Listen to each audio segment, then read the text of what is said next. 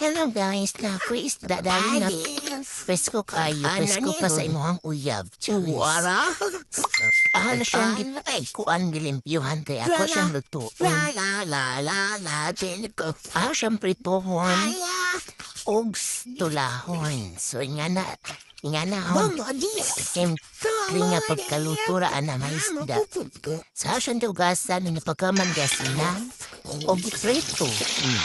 Ngayon siya niya ang pinapagaw mo na ng prito, tinula dachon kay tinalian na kinapay gutom nagkabataan gipanggutom na kay way is na. So niya, tingkuha na po natin panihapon na niya. Paspas na kong lutuan na.